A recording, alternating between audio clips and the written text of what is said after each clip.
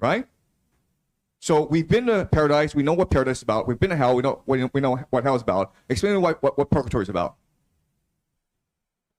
Yes? Well, one thing it does, it inverses the sins of inferno or hell, because lust is at the very first in inferno, but it's at the very top in purgatory. Yeah, it's really weird this way, right? There's an inversion going on, right? Yeah. No, the structure is very clever this way, where in Inferno, the four sins, lust, gluttony, greed, anger, they're inverted in Purgatory. Why would he do that? Yes? Up the layer of the purgatory, you're closer to heaven, so the sin is not as severe as the ones at the bottom layers. That's interesting. Okay, that's an interesting idea, huh? But I don't understand why. Oh yeah, you're right. Actually, yeah, this does make sense. Yes, right. Okay, so there is a hierarchy. Yeah, I'm wrong. Okay, yeah, because you're closer to heaven, and then this is like further from heaven. You're right. No, you're right. Okay. Yes, there is a hierarchy. Like the higher you go, the less serious the sin. Yes. Yes. And it's very interesting that the punishment is kind of the same, except it's the attitude of the partaker.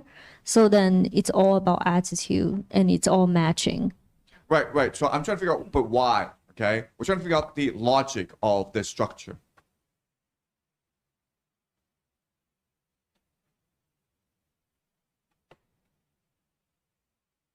Okay, so whenever we encounter a situation where we're trying to figure something out, okay, what we always want to do is figure out the counterfactual. You understand? Okay, so let's do the counterfactual. Let's just say we don't do it this way, and we just do it the way the Catholic Church wants to do it, right? Okay, this is purgatory. Someone explain to me what is being taught about purgatory at this point in history.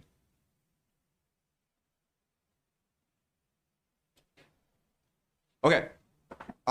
Yes? That you'll be punished until you repent, and that it's like hell, but you suppose that you'll feel bad enough that eventually you'll turn to God because it's so unhappy to be there.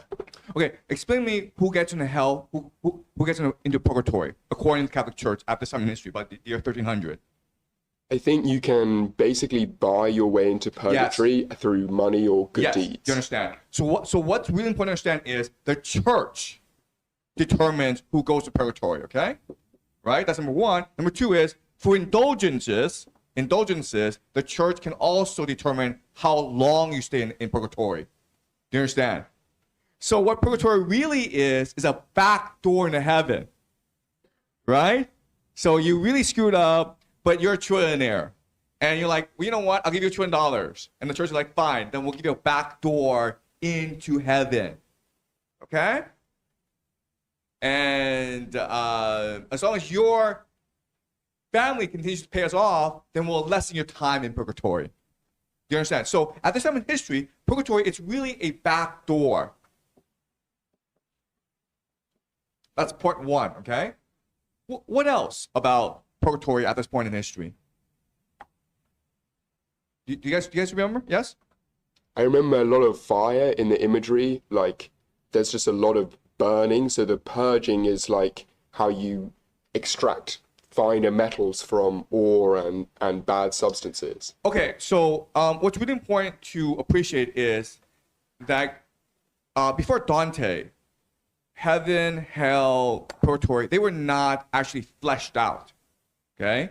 What's genius about Dante is that he actually does flesh them out into real worlds. He's a world maker. He's a world builder. But before that, hell, purgatory, and heaven were just concepts, right? So in Augustine's City of God, he will say that what heaven is every day you're singing with God, okay? Which is a great image, but it's a concept. It's not a world, whereas Dante will actually build the world, Okay? So I'm just saying, like, conceptually, how is purgatory being described at this time in history? The first is, like, it's really a back door into heaven. All right? It's an escape clause. You should be burning in hell, but if you give us $1 trillion, we'll put you in purgatory. Okay? Who else is in purgatory? Infants, right? Okay? Infants.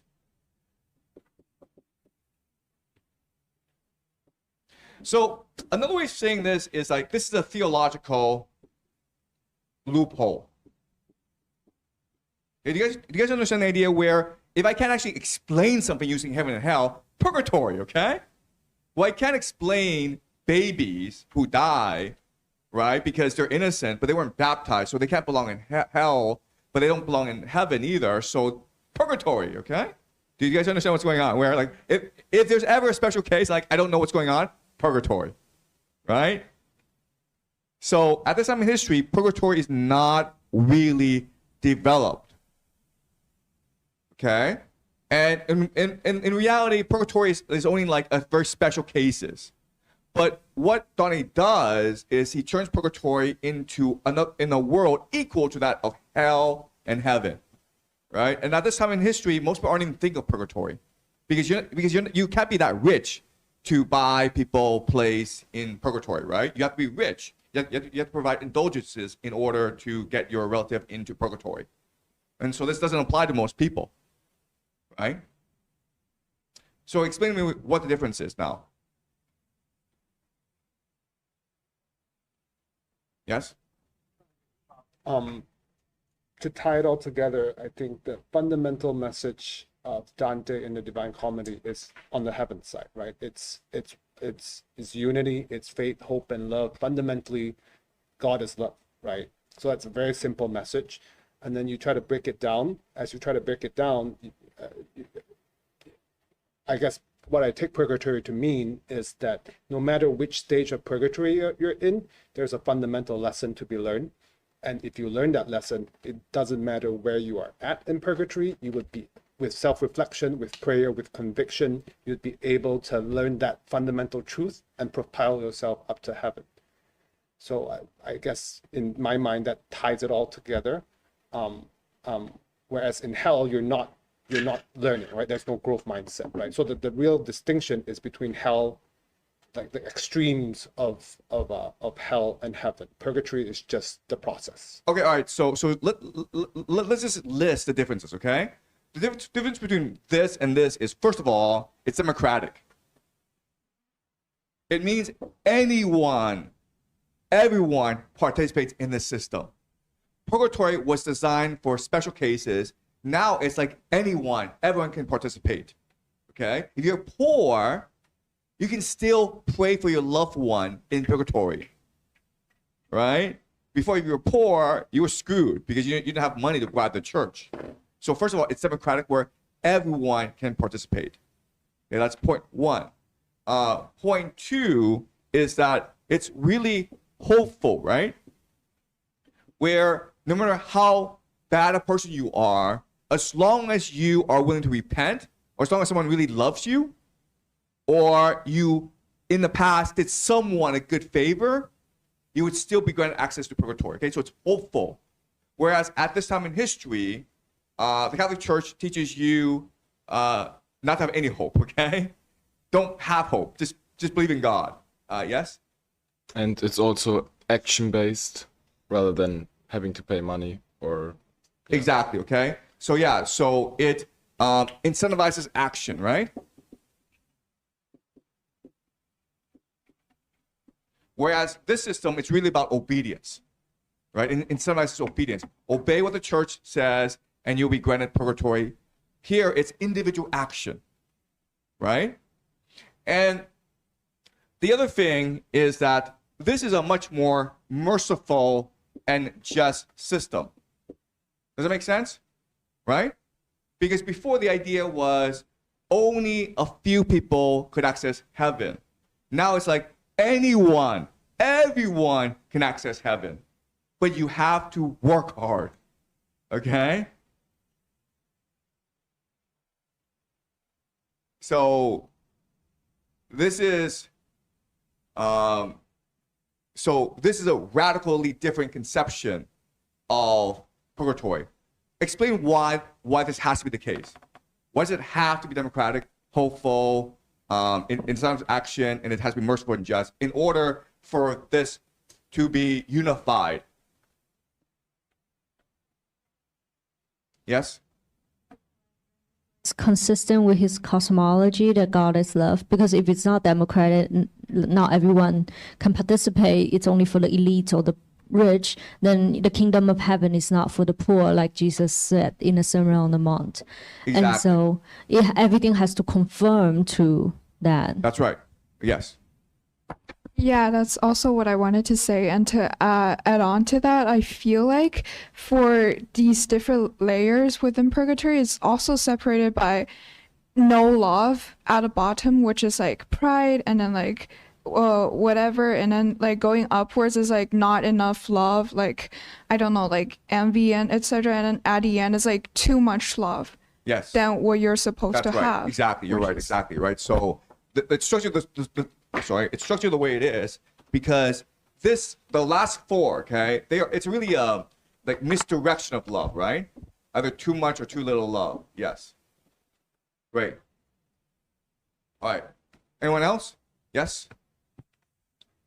Can we say the ego dissipates as we go up? So pride, you're loving yourself, and by the end, greed, gluttony, and lust, you're loving the thing. Yes. And so you're getting less and less of yourself. Yes.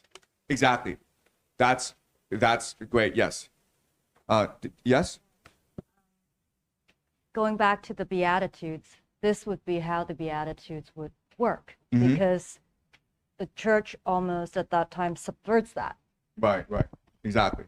Yes. Any other thoughts or comments? Yes. I'm going back to a comment a really smart person told me yesterday. Like, why does envy exist, right? Like, somebody, one of our classmates was commented that it's actually pretty simple for you to get rid of envy if you're sufficiently smart enough, right? So I'm looking at all these things in purgatory, and I'm realizing like it's one and the same. Like in some sense, all these challenges that we have in purgatory is because of the lack of love, and the lack of compassion, and the lack of imagination. Right. So if we can, overcoming one is equivalent to overcoming all of them. Yes. I just Okay. want to. Thank you. Yes. I've started to think about the whole structure a little bit like physically structured like a Christmas cracker, Yes. where like there's a handle on either side and God is pulling one up one way and one the other way, and that the middle section is like a even cylinder and the other two sections are like mountains, or in the top case like a V. Yes. And so I think this kind of explains how there's a hierarchy but no hierarchy, that none of them are better than the other. But I want to ask if you think that pride is the most fundamental of the 7 deadly sins. It's like the father of sins. Pride. Huh. Okay. Do you have an answer? Well, I think it's like the bedrock of the other sins, because it's what fundamentally stops you from dealing with your faults. I guess it's like arrogant, like the bad form of arrogance. Explain to me why pride leads to laziness, sloth. Because you believe your innate ability requires less action and energy to achieve your goals than the truth, than in reality. So, but I don't really understand how pride would give you wrath or pride would give you gluttony. I mean, it just seems like the basis for misdirection. Right. Yeah. So Dante would not say pride, he would say ego, right? It's the ego, that's the basis of everything. So the ego is basically, how do you perceive yourself? Do you take yourself seriously, right? What do you think your role in the universe is? How much agency do you have? So the main thing undergirding everything, okay, is the idea of free will. You guys understand this? This cosmology is constructed the way it is to ensure maximum free will. Okay?